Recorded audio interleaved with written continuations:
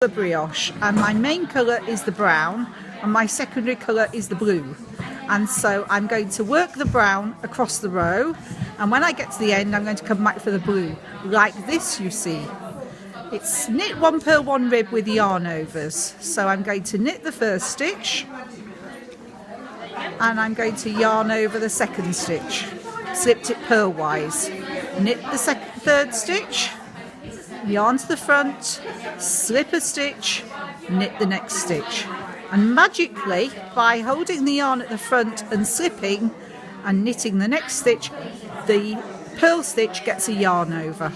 So I'm going to stop talking because when I talk I slow down and this video will last forever.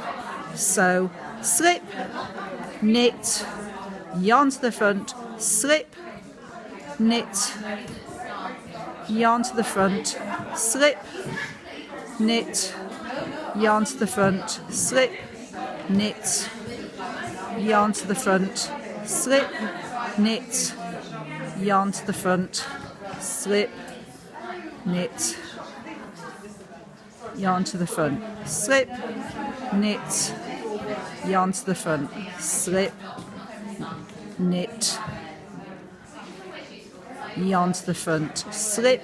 Now I'm knitting the knit stitch with its yarn over. I'm treating those two loops as if they're one stitch because in brioche they are. The stitch and its yarn over is one stitch. I cast on, because I'm making this pattern here, I'm cast on 37 stitches. I started down here and I've still got 37 stitches.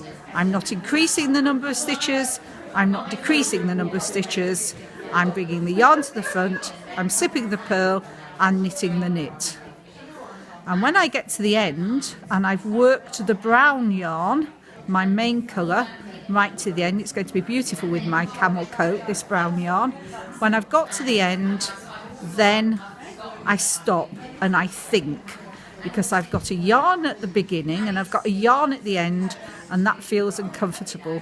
What I've got to do now is I've got to work the blue yarn to that end, so I do not turn the yarn. I'm going to say that again because it's very important. I do not turn the yarn until I've got this blue wad with its sister over here. So back to the beginning with the blue yarn, and I'm going to slip the stitch that isn't blue, and in this occasion it's a knit stitch, knit 1 purl 1 rib. I'm slipping that stitch and I'm just letting it be. I'm bringing the yarn to the front because I'm going to purl the blue with its yarn over. That one hasn't got a yarn over, so it better have one. Yarn to the front, slip the stitch, round the back and purl the purl stitch with its yarn over. I don't know how to say this really because it kind of feels very natural, but when you say it, it feels really weird. So I'm yarn to the front, that's a knit stitch, but I'm slipping it purlwise because with brioche you always slip purlwise if you can. I'm taking that blue yarn round the knit stitch to give it a yarn over. Nancy Marchant calls it a shawl. Nancy Marchant can call it anything she likes because she reinvigorated brioche, and I'm very grateful to her for it.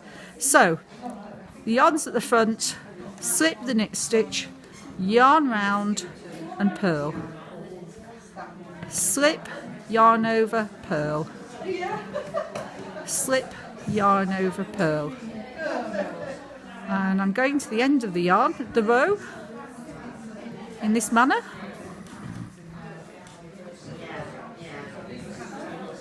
Like so. There are probably lots of YouTube videos about how to do this, and once you learn that it's knit 1 purl 1 rib and it's got yarn overs, you just do knit 1 purl 1 rib. That's a knit stitch, that's a purl stitch. So you purl the purl stitches and you slip or knit the knit stitches. So I'm glad there are only 37 stitches on this piece of knitting, because when I did a jacket for myself in brioche there were a few more and it took a little longer than a few seconds. So now I've got the brown yarn and the blue yarn at the same side like this. So now, and only now, I turn the yarn. I turn the work. So my yarns are on my right hand side, and I'm going to start with the brown. Is that